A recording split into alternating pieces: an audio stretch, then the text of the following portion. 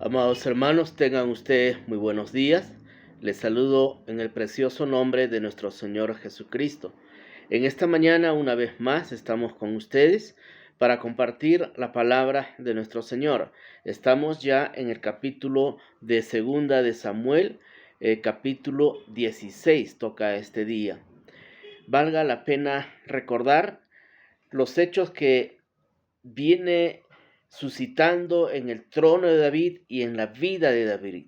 Yo pienso de que David se debió haber sentido muy triste, muy consternado, pero a la vez también hacía mea culpa de toda la situación que se venía dando en contra del trono suyo, que por encargo de Jehová él estaba asumiendo.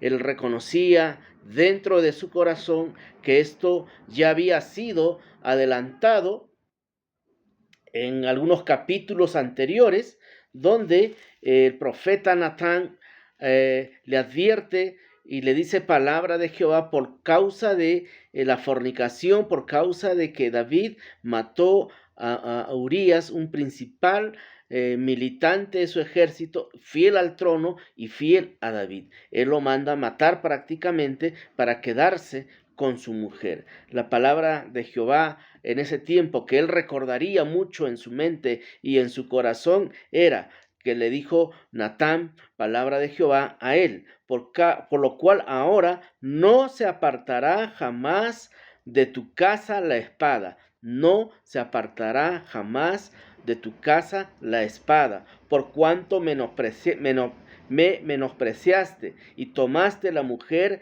de Urías el Eteo para que fuese tu mujer. Bueno, aquí hay otra parte que después la voy a leer. Esas palabras debieron haber retumbado y seguramente había de recordarlas como voz audible a cada momento en su conciencia, en su corazón David, y decía, ¿qué hice? Me arrepiento, me arrepentí, pedí perdón a Jehová, pero también hay un tema que Jehová hace que uno asuma las consecuencias de sus malas acciones. Uno puede, bueno, eso ya es albedrío de Jehová, eso es albedrío, libertad de autoridad de parte de Dios, pero normalmente Dios te perdona, pero hace que tú asumas las consecuencias de tus pecados.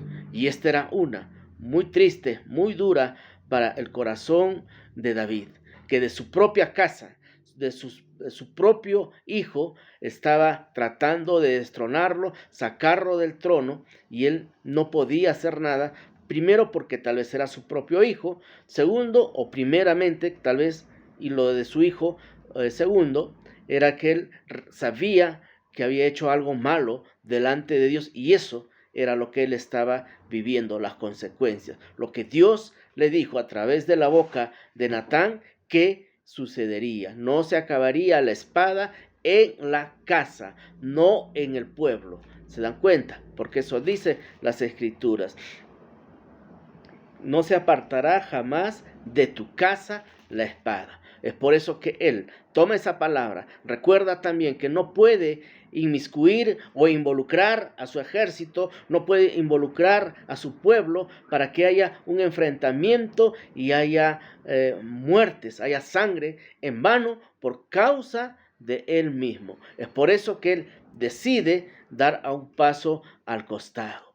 Bien, hemos visto cómo Absalón, un hombre muy diferente al corazón de David, ambicioso, inteligente, cómo cavila, cómo trama, cómo hace sus estrategias para poder ocupar el trono de su padre, como hizo campaña por lo menos 4 años en la ciudad de Jerusalén, parándose a las puertas de las calles principales, diciéndolo, yo te haría justicia si yo fuera rey, y los besaba, los abrazaba, tú tienes la razón, tus palabras son justas, tus reclamos son justos. Esa era la forma como Absalón empieza a trabajar y cavilar y minar para desestabilizar el trono de David. Se hace conocido, se hace bondadoso, se hace generoso, se hace simpático a las personas, una imagen que vende con 50 hombres a caballo, que iban a donde él iba. Bueno, cosas así, luego viaja a Hebrón. Bueno, ya conocemos esa historia, cómo Absalón trama a adquirir el trono de su propio padre. Bueno, de ahí hemos visto que él huye, va, y bueno, ahí va viendo que también hay personas que le son fieles aún, como el sacerdote, el hijo de Eleazar, que mantiene el arca del pacto en Jerusalén, y él le dice, bueno, yo mandaré a mis hijos para cualquier situación que trame a Tiofel o Absalón en contra tuya, yo te lo haga saber. También hay un gran amigo que no se habla mucho, de cuyo nombre es Husaín, amigo de David. Miren, qué importante es en tiempos de dificultad, en tiempos de crisis, un buen amigo, que realmente son pocos. Cuando él estaba en el trono, todos eran amigos, todo era algarabía, gozo, alegría, disfrute, pero cuando hay crisis, ahí realmente vemos y reconocemos a quienes son nuestros verdaderos amigos. Y David se da con la tristeza de que son pocos en realidad, pero sí muy fieles, como este hombre Husaín, que se va, dice las escrituras, se va a presentarse a Absalón por consejo de David, y que de ahí iba a estropear todos los planes que Etiofel iba a hacer en contra de David con Absalón, y le iba a comunicar qué acciones ellos iban a tomar. Hasta aquí, amada iglesia, David consideraría de que, bueno, tengo al menos todo controlado. Me voy, me alejo por un tiempo hasta que Dios se manifieste, tenga misericordia de mí y pueda yo retomar el trono. Pero estaba muy equivocado David. Eso aún no había terminado para él. Vendrían aún más dificultades, vendrían aún más tiempos de crisis, vendrían aún más gente que lo iba a traicionar. Y así empieza este capítulo. Me he extendido mucho en la introducción, pero creo que es importante para poder captar la idea de estos pasajes que voy a leer salteadamente para entender el mensaje y el sentido de este capítulo 16. Dice las Escrituras: cuando David pasó un poco más allá de la cumbre del monte, he aquí Siba. Mira, ahora acá viene Siba, el criado de Mefiboset, que salía a recibirlos con un par de asnos enalbordados, y sobre ellos 200 panes, 100 racimos de pasas, 100 panes de higos secos, un cuero de vino. Y dijo el rey a Siba: ¿qué es esto? Y Siba respondió: los asnos son para el monte de la familia del rey, los panes y las pasas para que coman los criados, y el vino para que beban los que se cansen en el desierto. Hasta aquí. Da copia tal vez la misma imagen que Absalón. Se da de generoso, se da de bondadoso, se da de que es alguien recurrente frente a una necesidad, porque posiblemente ya saliendo del trono, los alimentos, el hambre, la sed, iban a manifestarse tanto en David como en sus siervos y en todos aquellos que le servían y le habían seguido. Entonces ellos como que estaban huyendo, entonces no podían darse el tiempo de ver cómo iban a, qué sé yo, cosechar, conseguir alimentos. Entonces era una necesidad para David y sus seguidores. Y Siba se presenta como alguien bueno, generoso, contemplativo, que les va a brindar esos alimentos. Miren la imagen que Siba presenta. Y acá vamos a ver las razones. Y dijo el rey: ¿dónde está el hijo de tu señor? Y Siba respondió. Estaba preguntando: ¿dónde está el hijo de tu señor? Estaba preguntando: ¿dónde está el hijo de Jonatán, Mefiboset? Y Siba respondió al rey: he aquí él, Mefiboset, se ha quedado en Jerusalén, porque ha dicho él: hoy me devolverá la casa de Israel el reino de mi padre. Él hace ver como que otro que se subleva, posiblemente entre comillas, era Mefiboset, lo cual presumimos que no era cierto, sino que Siba estaba tramando todo esto. Entonces, David en ese momento, yo considero que fue un golpe muy duro y directo al corazón que lo desestabilizó emocionalmente, lo lastimó grandemente, lo hirió tremendamente porque amaba a Jonatán y por lo tanto amaba a Mefiboset y había misericordia, lo había ido a buscar, él había comido a su mesa todos los días, eso dice las escrituras, había no solamente tenido misericordia, sino amor hacia Mefiboset por causa de Jonatán. Esto debió haber sido un golpe durísimo para David. Tal vez pensó, él dijo, entonces Mefiboset espera la oportunidad que yo me pelee con mi hijo y él asuma el trono. Mire, pero esto era más una artimaña de Siba para lastimarlo a David, para bajonearlo más a David y obtener beneficios. O Siba estaba pensando, escuche bien iglesia, él estaría pensando de que, bueno, yo he escuchado de Absalón los 4 años que hizo propaganda política en Jerusalén, de un hombre generoso, de un hombre bueno, de un hombre que te da la razón en todo lo que tú le solicitas, que no te permite que tú te postres en el suelo, sino que te levanta, él te abraza, él te besa, un hombre bueno, generoso, bondadoso. Tal vez yo obtenga mayor beneficio estando con Absalón. Tal vez también pensó aquello Siba. Pero lo que David responde aquí, yo me inclino un poco más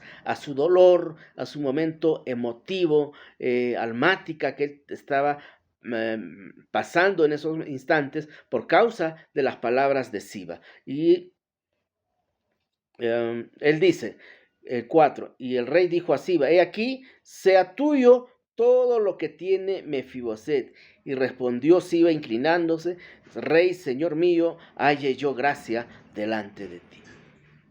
Él en su dolor le quita todo lo que Mefiboset tenía y se lo da a Siba. Eso dice las escrituras. Y vino el rey hasta Bahurín, y esto aquí, no, por si fuera poco todavía, o sea, imagínense, ¿cómo se sentiría David? Traicionado por su propia sangre, por su propio hijo.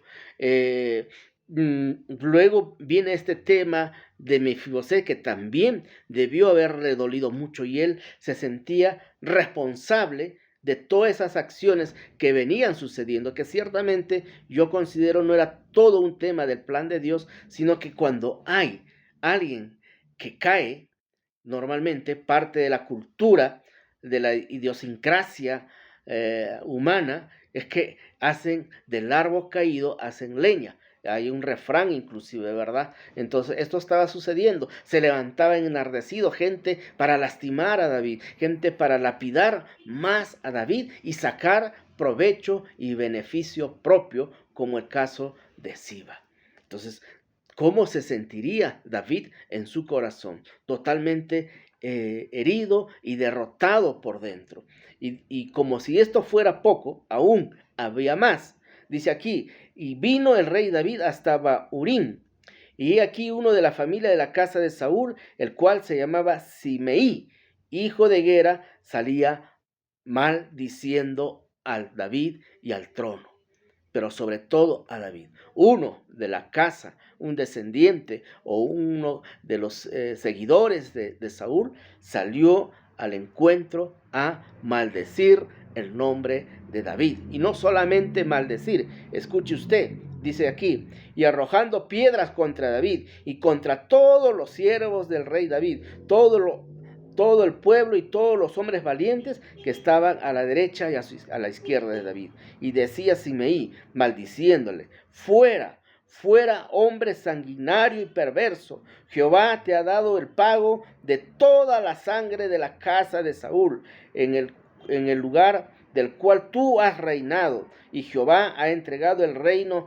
en la mano de tu hijo Absalón. Y he aquí, sorprendido en tu maldad, porque eres un hombre sanguinario. Mire todo lo que le dice este hombre a David. Mas, sin embargo, eso era falso, porque David nunca, y eso lo sabemos porque hemos leído bastante, nunca atentó ni contra Saúl, ni contra ninguno de la descendencia o de la casa de Saúl. Es más, acabamos de leer que tuvo misericordia de Mefiboset, lo recogió y lo hizo comer todos los días a su mesa. Nunca atentó, nunca derramó por sus manos David al ungido de Jehová que él mencionaba. Que fuera yo quien para tocar al ungido de Jehová y mancharme mis manos de sangre. Nunca había hecho tal cosa David. Pero así es cuando uno está caído, así es cuando uno está derrotado, la gente se levanta con calumnias, con mentiras, para verte más derrotado. Bien, entonces Abisaí, hijo de Sarbia, dijo al rey: ¿por qué maldice este perro muerto a mi señor el rey? Alguien que se enojó mucho, seguro, alguien que sabía quién era David verdaderamente. Te ruego que me dejes pasar y yo le quitaré la cabeza. El rey respondió: ¿qué tengo yo con vosotros, hijo de Sarbia? Si él maldice es porque Jehová le ha dicho que maldiga a David. ¿Quién pues le dirá por qué lo haces así? Y dijo David a Abisaí y a todos sus siervos: he aquí, mi hijo, si mi propio hijo, que ha salido de mis entrañas, acecha en contra de mi vida, ¿cuánto más ahora un hijo de Benjamín? Dejadle que maldiga, pues Jehová tal vez se lo haya dicho. Miren el corazón de David. Acepta la humillación, acepta el estado en el cual él se encuentra, y no reclama justicia, ni hace justicia por sus propias manos, porque reconoce que toda esa situación, sea que se desborde, sea que haya adherido, sea que haya agregados que no estaban tal vez dentro de los planes de Dios, porque sabía que ya actuaban con maldad, él sabía que ya actuaba con malas intenciones, pero David lo acepta y se humilla porque reconoce su condición y que Dios le había dicho a través del profeta Natán. Quizás, dice, mirará Jehová mi aflicción y me dará Jehová bien a cambio de las maldiciones de hoy. Y mientras David y los suyos iban por el camino, Simei iba por el lado del monte delante de él, andando y maldiciendo y arrojando piedras delante de él y esparciendo polvo. Qué triste peregrinar de David, siendo rey, siendo aborrecido, abofeteado, le tiraban piedras, le tiraban tierra. Una similitud a la vida de Jesucristo. Jesucristo en su peregrinar fue humillado, fue abofeteado, fue maldecido, le echaron piedras, le echaron polvo, hicieron tantas cosas, siendo el rey. No escatimó, dice parte de las escrituras, hacerse a sí mismo como rey para despojar a sus detractores, sino que se humilló a sí mismo. Y eso es algo muy similar. Siempre he dicho que parte de los tips para entender la palabra es poder simbolizar a Jesucristo, a Dios y a la iglesia obviamente a nosotros. Y aquí hay un simbolismo de la vida de David a la vida de Jesucristo, que hay algo que nosotros tenemos que aprender también: la humildad y reconocer nuestros errores que a veces cometemos y recibir el oprobio de ello como parte tal vez de la disciplina de nuestro Señor Jesucristo. Él se humilla a sí mismo siendo rey, teniendo toda la capacidad. Había gente de guerra, gente muy hábil, pero él permitió ser vituperiado en ese momento. Reconocía su condición y esperaba justicia no por sus propias manos, sino justicia de parte de Jehová. Más adelante dice: y el rey y todo el pueblo que estaba con él llegaron afligidos a un lugar y descansaron ahí, y Absalón y toda la gente. Por otro lado, Absalón, la gente suya, los hombres de Israel, entraron ya a Jerusalén, con él a Tiofel. Bien, se está diciendo de que David, en un lugar desierto donde no había nada, se echa a descansar, y a la misma par ya estaba asumiendo David a la ciudad de Jerusalén y hacerse el rey. Aconteció luego que cuando Usaí, el amigo del que no se habla mucho, pero fiel amigo, qué importante es un amigo en tiempos de aflicción. En tiempos de aflicción y derrota, he dicho, vemos quién te es fiel y quién no te es fiel y quién hace ocasión propicia para poderte derrotar aún más y verte hundido. El amigo de David vino al encuentro de Absalón y le dice, viva el rey, ¿no? Como le había encargado David.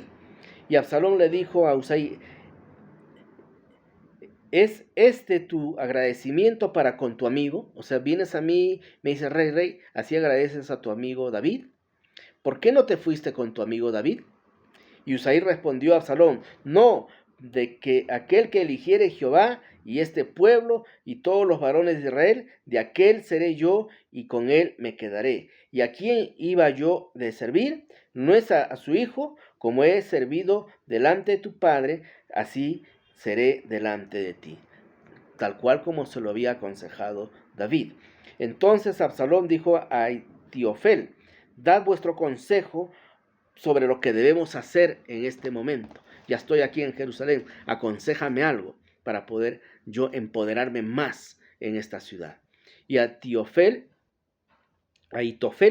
dijo a Absalón, llégate a las concubinas de tu padre que él dejó para guardar la casa, y todo el pueblo de Israel oirá lo que has hecho aborrecible a tu padre, y así se fortalecerán las manos de todos los que están contigo. Entonces pusieron para Absalón una tienda sobre un terrado, o sea, una casa normal de 3 pisos, ponen una tienda en la terraza y ahí, a vista del sol, a vista de todo el pueblo, bueno, obviamente habían cortinas, él tuvo relaciones con todas las concubinas de su padre y hizo el nombre de David aborrecible públicamente. Vean el consejo de Ahitofel, para que se fortalezcan sus lazos de autoridad en ese pueblo. Entonces, dice aquí, ante los ojos de todo Israel. Acá yo me detengo. Acá se cumple una palabra dada por Natán, dada por Jehová a través de Natán a David. ¿Por qué? Yo había leído, y lo vuelvo a leer para terminar, cuando Natán le advierte todo lo que iba a pasar, por eso que David acepta toda esa situación y se humilla. Por la cual ahora no se apartará jamás la espada de tu casa, por cuanto menospreciaste y tomaste la mujer de Urías el heteo para que fuese tu mujer. El siguiente versículo, ¿qué dice, iglesia? Así ha dicho Jehová, he aquí, yo haré levantar mal sobre ti de tu misma casa. Eso ya estaba sucediendo, o ya había sucedido, el mal que se levantara.